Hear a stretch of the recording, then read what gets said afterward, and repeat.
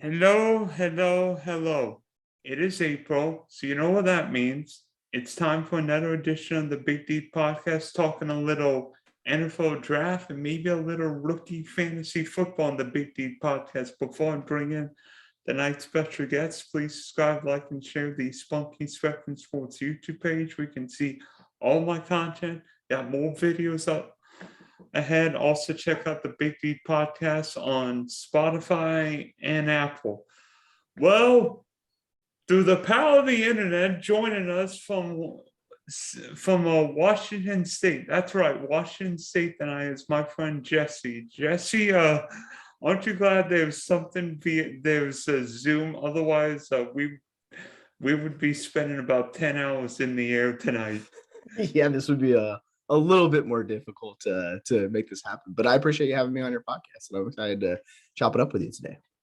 Yeah, thanks for hopping on, Jesse. So, can you believe it's only 15 days until the National Football League annual selection meeting in Las Vegas, where the newest crop of NFL rookies will be selected?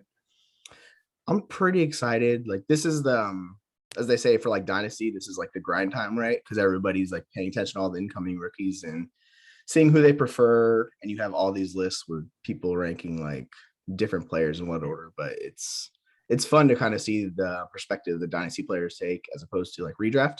So this is like probably my favorite time of the year too for that. So, my Jacksonville Jaguars have got the number one pick, and sure, it may not be the biggest dynasty question, but from a football question, where do you see the Jags going in 2 weeks? Do you think the So Jags take Aidan Hutchinson, or will they look to draft one of the tackles? So it depends on philosophy, what you're looking for. With how bad of a year Trevor Lawrence had, like I fully would be on board with them getting him an elite, like game-changing tackle to protect his side so he doesn't have to worry about the incoming pass rush and he can actually just focus with his time in the pocket and hit his receivers because last year was not ideal for that. But if you're looking for the best talent in the draft, you can make a case for like Aidan Hutchinson or like Kayvon Thibodeau or somebody like that, some impact, or even like Walker out of Georgia, any one of those three edge guys who are just like a blue chip prospect and they could instantly change your defense. So it's more like a philosophy case, but I'm expecting them probably take a tackle, but everyone says they're going D-line. So I may be wrong on that one. I mean, personally, knowing the Jags, I think we should take a tackle because you can never have enough offensive linemen, and Trevor Lawrence is the future present and future of this team. So I think you get the most offensive lineman you can, and I really like the tackle from NC State. I don't know if I can pronounce his name, but he's really good. Evan Neal looks like he's another stud. I mean, he is. Evan Neal is so big, but yet he carries that weight so well. Yeah, he like it's weird. You like saw photos of him and he doesn't seem like he's like that of like a heavy guy. He's like really slim for his size and he carries it really well. So that's promising. And I mean, he's also extremely athletic and that stuff matters for the high end tackles. So like another guy, if they were to say like trade down, they could always go get like Trevor Penning, who's from Northern Iowa, and that guy's an absolute monster. So there's quite a crop of tackles for the Jaguars to whoever they want to set their future with. It's pretty promising for them. Knowing Trent Baalke loves defensive linemen, I think we're going to draft Aidan Hutchinson because he's going to love defensive linemen, and there's not really a great player in this draft. There are a bunch of good players. There's no Trevor Lawrence, and unfortunately, there's no future star quarterback who you could trade the pick, because I think the Jags would rather trade the pick and get 4 or 5 picks for him. But there's no Bryce Young, there's no CJ Stroud in this draft. I mean, unless somebody likes Malik Willis or Kenny Pickett, but I don't think you would get that. I don't think you would take them 1-1. I think the Jags probably take Hutchinson and call it a day. Yeah, I mean he's really good and he rose a lot this year because he wasn't really consensus top prospect going in the year. Like that was Thibodeau out of Oregon. Like he was the guy we were always talking about in the offseason being possibly the first pick. And then we kind of had some quarterbacks fall off, like Rattler last year, who was the top Mhm. quarterback going into the year, and he just absolutely face planted. So it leaves this opening where everyone says to trade down, but if nobody really wants to trade up, then you just got to take the best player. And if Hutchinson's their guy, then they should fully take him. So back to more of your expertise in dynasty. Seemingly the NFL continues to put out wide receivers in every draft, and this year there are several more outstanding wide receiver talents available. Who is your favorite wide receiver from a dynasty perspective? Okay, so it's the guy that I've been in love with the past 2 years, he's like a freak of nature. It's Treylon Burks out of Arkansas. And people are kind of lower on him because we all expected him to run this like insane DK Metcalf 40 at the combine. But he still is he's a really good on-field athlete. Like RA Analytics was saying he was pushing over 22 miles an hour when they had video of him, which is insanely fast. You're basically pushing 4.4 speed on the field. So that kind of like quells any concerns people had about his athleticism. But you see him, if you ever want to see quite the performance, just turn on the tape of him versus Alabama this last year, where he just was a man amongst boys. Like he completely dominated, and like whatever they did, they could not stop him. And then that's Alabama, and those are potential first round picks they have on the defense side of the ball, and it didn't matter. Like he was clearly the best player on the field that day. So I'm still fully in on Treylon Burks as my favorite wide receiver. Like he has the package of he's big, he's fast, he's quick, he knows how to separate. The only really concerns with him are the fact that the way Arkansas used him, where he didn't play much on the outside and didn't really play much against the press because he was in this big slot role so much, where they just want to get him the ball and easy because, let's be honest, their quarterback play was not ideal.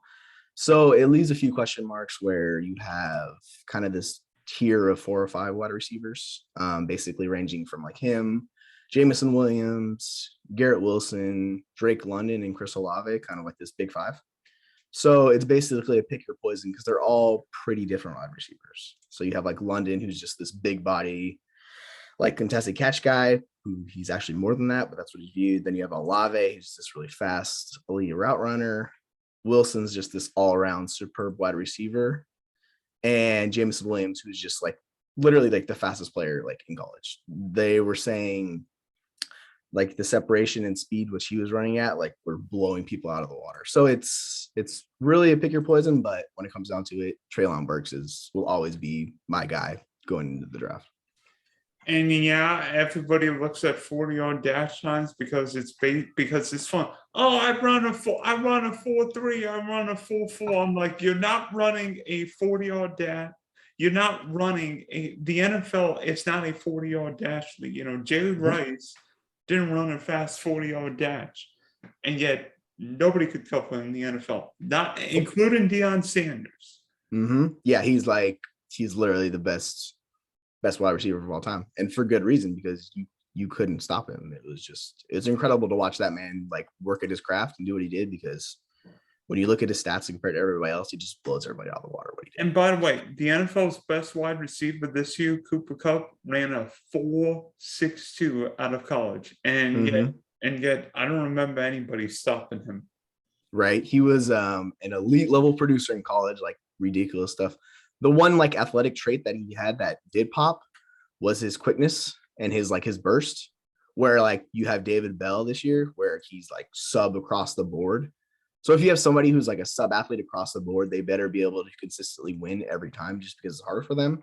But if you're like a mediocre like athlete or wide receiver, like I wouldn't hold it against anybody, because as long as they can consistently win in one-on-one matchups, that's all you really need. Or if they're like a zone beater, then they're totally fine. So there's different ways to win. You don't have to be this 4.3. And if we look at like correlation, like speed and being a productive wide receiver in the NFL, there's almost zero correlation on that. So it's kind of one of the positions where it matters the least if you're looking from fantasy. And I really like Garrett Wilson, from the Ohio State because I know everybody says Chris Olave's the route run, but I think Wilson brings a nice combination of speed and route running. Mhm. And in November, December, January, teams are going to play in bad weather. Well, guess what? Garrett Wilson played in Columbus, Ohio. Well, they play a game where the Buckeyes played in the Big Ten in bad weather. We all watched Ohio State, Michigan when that game was played in freezing rain, snow, whatever conditions.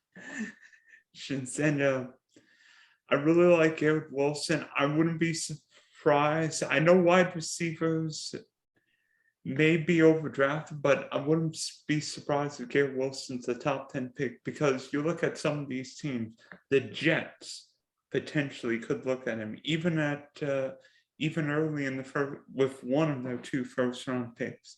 You look at, trying to think, the Atlanta Falcons probably need everybody on offense right now, but They do. I think wide receivers the top need, and Garrett Wilson would be a wonderful compliment to Kyle Pitts, because you imagine Garrett Wilson and Kyle Pitts for the next 10 years.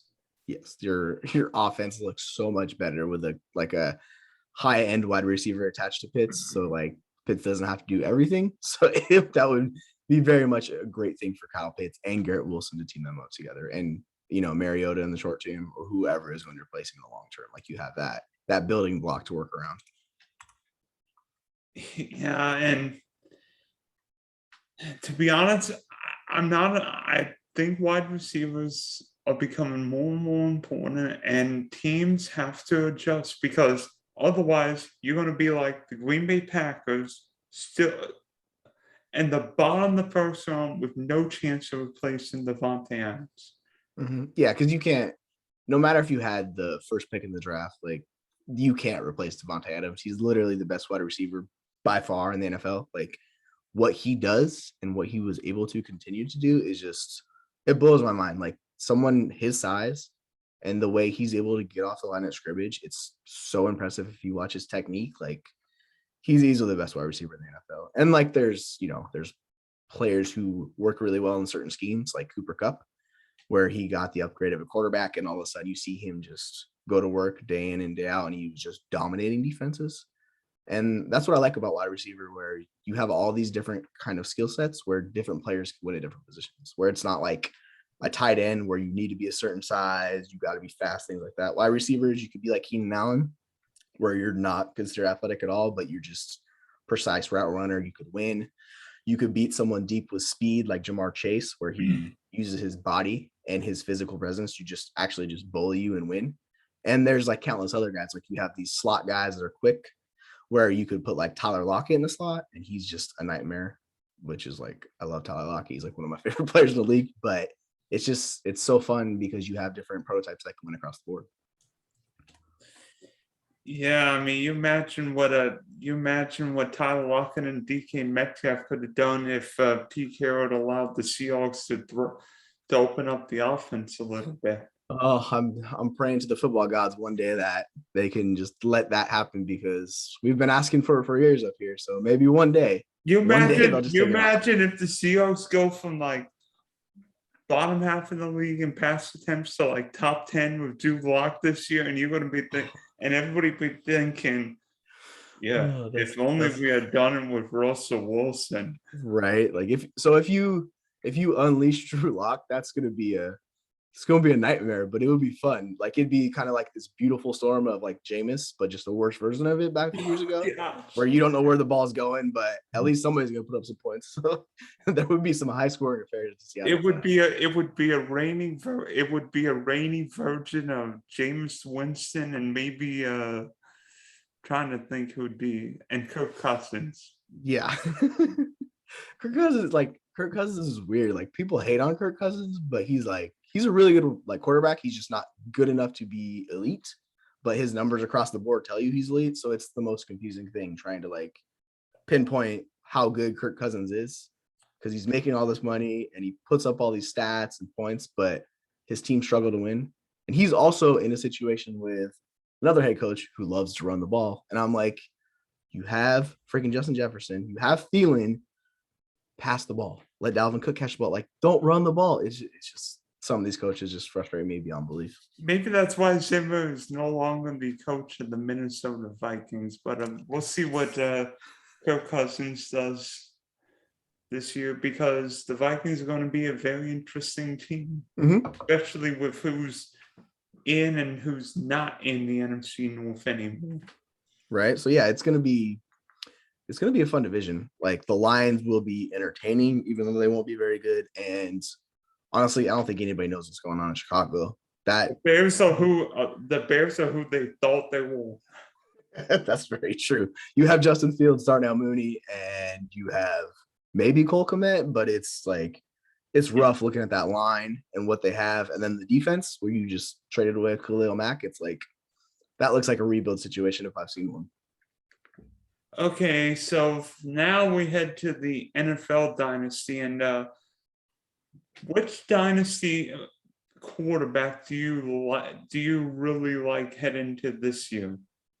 Okay, so I'll give you one that's kind of lower, who isn't everybody's favorite, because I actually posted a question like, hey, can you guess who my biggest dynasty buy is this year on Twitter? And I got like 50 responses. Not a single person guessed him. It was Derek Carr. I'm actually very intrigued by Derek Carr this year. He's not super old, so I know people love young quarterbacks, but as long as you're not like Matt Ryan's age, you have plenty of years left. He just signed that massive extension where it was like $120 million. So he's locked in with Devontae Adams for the next handful of years. And then what you do is you don't force Waller and Renfro to be the guy. You let them support Adams, and you have this three-headed monster where it's going to be very hard for defenses to choose who to cover. Because you could do what they did against the Packers with Adams, but if you send all that coverage, like Waller's going to be open or Renfro is going to beat them out of the slot. And then you also have Jacobs, who's going to get a lot of touchdowns this year because the offense is going to be very good in a very difficult division, like by far the hardest division in football. So it's going to be a lot of shootouts this year with that offense. So I'm expecting Derek Carr's best year of his career. So that's the guy I'm kind of targeting if I'm targeting kind of a later quarterback. I don't think you're that crazy, because Derek Carr's going to have the best team around it. You've got Devontae Adams, Hunter Renfro, Darren Waller, and Josh Jacobs, with an offensive-minded head coach in Josh McDaniels. That's a key part of it too. He knows how to use his talent and set him up for the best way to win. So I like that addition from an offensive perspective.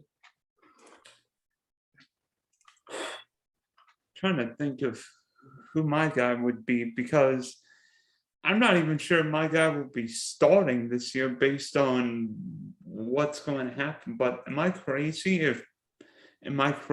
But could Trey Lance be a top 10 dynasty quarterback this year? So in dynasty drafts, Lance is basically already a top 10 quarterback. He continues to go kind of that 112 to like 202 range in superflex leagues. And there's usually between 8 to 10 or 11 quarterbacks that go right there. So he's basically pushing into that top 10 quarterback. And I absolutely love Lance. He's set up in a perfect situation. He has these yak monsters, which means you don't have to throw it downfield very far. If you're struggling, you can just check it and just give it to Debo, who's one of my favorite players in the league, or George Kittle, who's just a freak of nature. And then, you also have Brandon Ayuk, who's a very good wide receiver as well. And if you want to run it, you could run it with him. And Lance is one of the best running quarterbacks in the league. And he took over in the Seattle game, and he put up 20 points in the second half, basically, just in like a half of football, because they were struggling. They needed the boost, so they just turned it over to Lance. And you saw like the skill set come through, why the 49ers traded up to pick 3 and passed on Mac Jones, passed on Justin Fields, and they decided to take the guy that they loved. And I didn't blame him for it. It was kind of a bummer seeing him sit behind Jimmy Garoppolo, because nobody really likes Jimmy Garoppolo from fantasy perspective. And Garoppolo's always hurt. Yes, and there's that. And people just don't think Garoppolo is that good. He's very much a game manager, is how we call him. So now you're adding someone who has more of a skill set to take that offense to an even higher level. Like if Trey Lance hits his peak, he's easily going to push into top 5, like quarterback in dynasty, if not higher, just because that upside is so high and so tantalizing with him. So that is not a bad guy to get behind. And I wouldn't worry about Jimmy Garoppolo. At some point, they will trade him. It may be during the season or whenever, but they're going to get rid of him at some point. Just because someone will probably get injured and some team will need a quarterback and they will call the 49ers. And they may have overplayed their hand with like Indianapolis early this year where they didn't want to trade him for what they were offered. But at some point, Garoppolo will get traded and the job will be Lance's this year.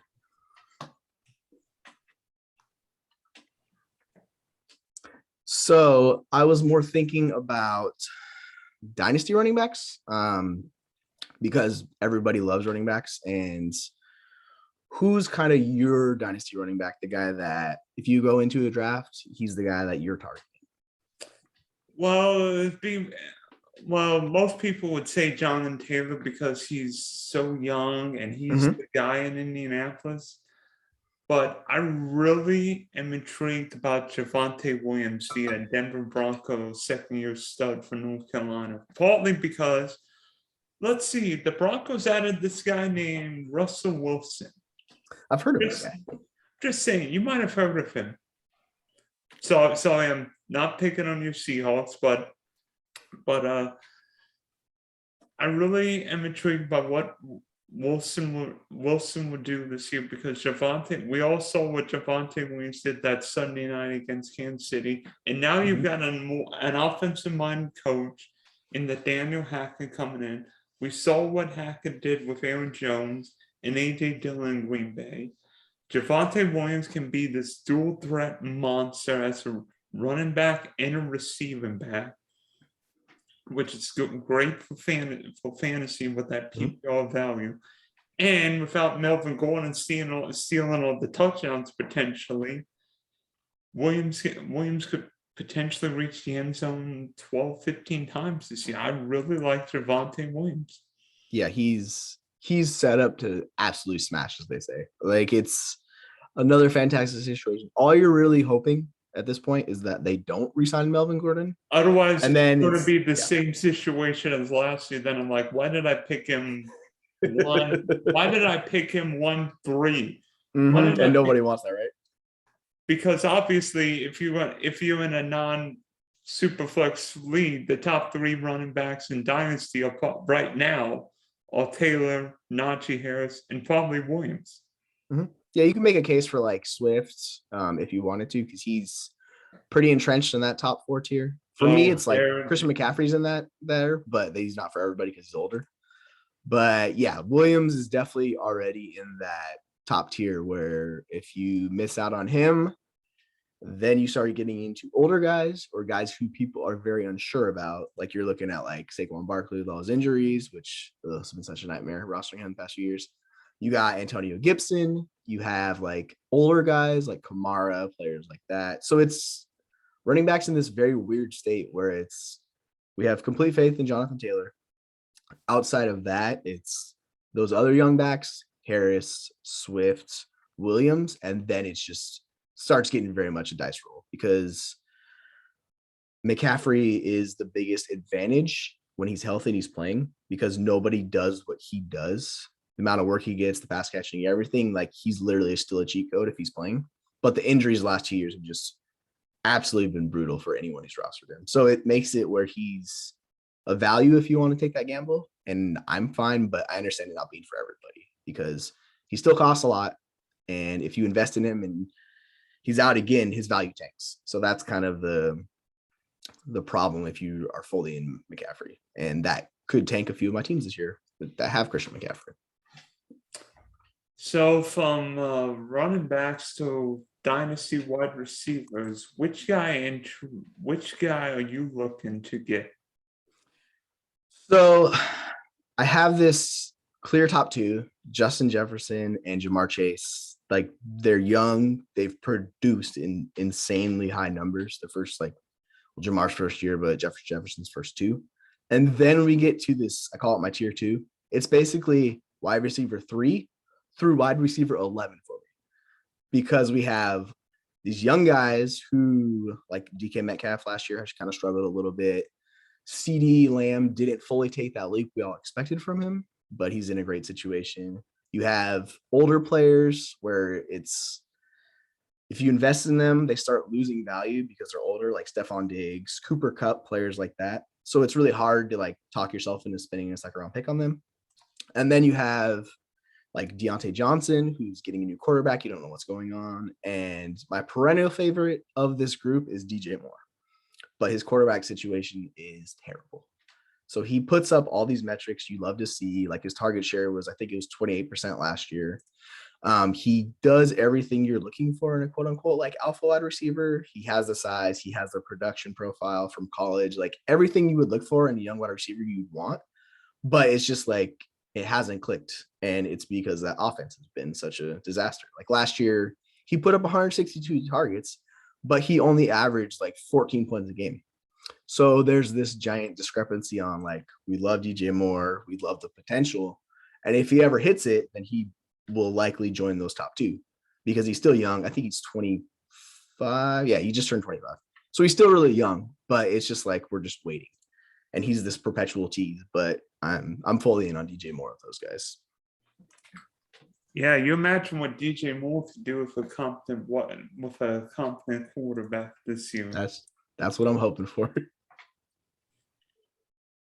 I mean, I'm going a little bit lower than your list right now, but again, I mentioned one Bronco, so I figured I'd mention another one right now. How about Jerry Jeudy? Because we are all intrigued by Jerry Jeudy's talent. Yeah, he hasn't been healthy his first couple of years. Yeah. Everyone's wondering, what would the Broncos be with a franchise quarterback? Well, we're going to find out this year how good Jerry Jeudy can be, because he's got a chance to be the number one option with Russell Wilson under center. So I like Jerry Jeudy. Like for me, he was in that 2020 class with CeeDee Lamb, and I've always been a huge CeeDee Lamb guy. So it's always been this like everyone's like Jerry Jeudy's better, and I'm like, ooh, I don't believe you, but okay, I'll go with it. And he struggled early on just because he's dealt with injuries last year, and his first year he was dealing with just a disaster at quarterback. So that pretty much nuked his season. And then there's also this thing where he has Cortland Sutton, who is this like prototypical alpha there as well, who's going multiple rounds later.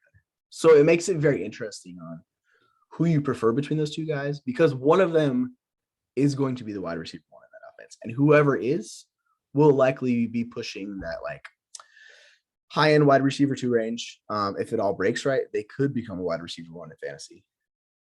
We saw what Russell Wilson did with DK Metcalf and Tyler Lockett for a few years. So everyone is hoping that happens. And if that does happen, like they both like hit the sky right, and you enjoy the ride and enjoy it. So I've been a Cortland Sutton guy in the past, so I prefer him just because he's cheaper.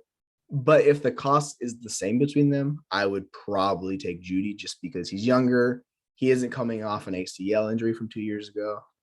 So it's going to be fun to see like how that plays out. But I love the situation with Russell Wilson as a quarterback. I mean, maybe I'm banking too much on the quarterback, but I'm just intrigued by what happens, because I really like Jeudy coming out of Alabama, and I just wanted him with a competent quarterback, and now we'll get the answer.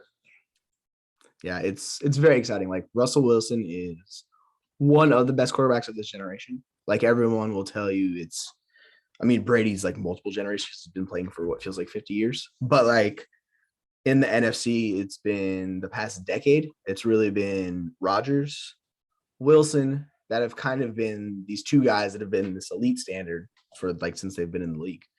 And you've had a few other guys kind of jump in, but those two have been like the best over that time span. So it's going to be very nice to see. Hopefully they take off the shackles that Pete Carroll put on him in Seattle, and they let him just conduct that offense. And as I say, let Russ cook, but just, pass more, be a better offense. And both those guys could shoot to the moon if that happens.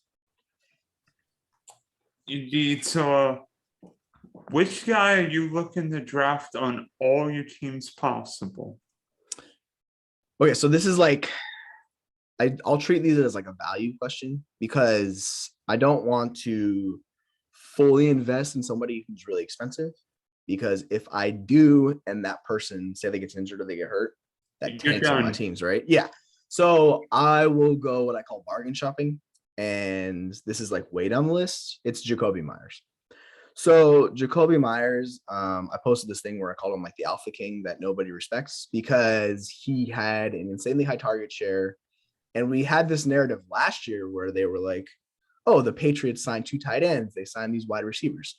And Jacoby Myers was still the guy in that offense. So even with the talk of like they possibly would bring in Calvin Ridley or they're going to draft a wide receiver, like I don't really think it matters. Jacoby Myers, even though he was undrafted and started out slow, he's proven himself to be a very good wide receiver. I'm not saying he's going to be a wide receiver 1 or he's going to get 160 targets, but he's going to be connected to Mac Jones for a second year. So they have that chemistry built in, and they're going to expand on what they did that year. So I think he very much could be kind of like a flyer that will be very productive for most people. So that is the guy I'm targeting on all my teams if I can get him for the right price, because usually you can get him for like a 3rd round pick if you're lucky, or a late second, or ideally you're going to package a player you don't want on your roster with a cheaper pick to upgrade to Myers. So like I call those guys roster cloggers, and I would love to get like a roster clogger off my roster and to transition that into Jacoby Myers. Or you could go the opposite way where you take someone who you're unsure of and downgrade to Myers and get a pick in Dynasty. And I love that plan, because then you're securing your future too, and you're getting a solid player. So Jacoby Myers is my guy this year. Yeah, if only he could ever reach the end zone, right? Oh gosh, I know. One of these days that touchdown regression is going to hit. Maybe Bill Belichick's not the head coach and offensive coordinator. New England could have a half decent offense. Oh, we hope. I really like Gabriel Davis this year because I think Josh Allen, from a pure talent standpoint, is the most talented quarterback in the league. From what he does running and throwing. I mean, Josh Allen threw 9 touchdowns without a pick in the playoffs. And lost. How did that is human? That is impossible. I remember watching that game, and they were up with like 13 seconds, and I'm like, oh yeah, they're gonna win. They're going to the championship game. And then you just see the defense just crumble, and you're like, how did you blow that lead? Especially after they drove down for a touchdown to Gabe Davis. And I was like, what is happening? How did this happen? I still couldn't believe it. And then they lost in overtime, and I was just like, I feel so bad for the Bills right now. So bad for them.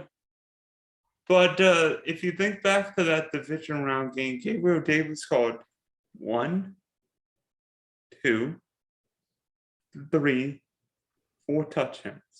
And yes, Stephon Diggs might be the number 1 there, but Gabriel Davis brings a ton of upside, brings a ton of big play ability, especially with those quote unquote yak yards.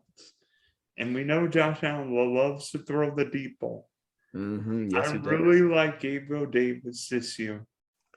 So it's weird, like ever since I think it's week 14, like his role completely changed. And this might have to do with like Emmanuel Sanders being hurt or whatever happened last year. But like he saw watched up. Yeah, and like Beasley's whole issue with like COVID, where he was just having it out with NFL, and that was crazy to see last year. But he, towards the end of the year and towards the playoffs, like he took that role over, and he was very productive. And I know like chasing those outlier touchdowns can be dangerous, but like he's shown a knack for being able to score touchdowns and do it very well. So that's kind of something that he carries with like his deep ball ability and just him being super athletic. Like those things come with that. And if you watch on from like week 14, you see like this change where it's like the targets went massively up, his yards went massively up. Oh yeah, and his touchdowns went up too. And that was all cemented in that divisional matchup where you're just like, who is this guy? Like, this isn't the guy anybody's seen. This is a different player. So if you're getting anything close to that from Gabriel Davis, yeah, he's going to be a smash, and he will be very successful on everyone's fantasy teams this year.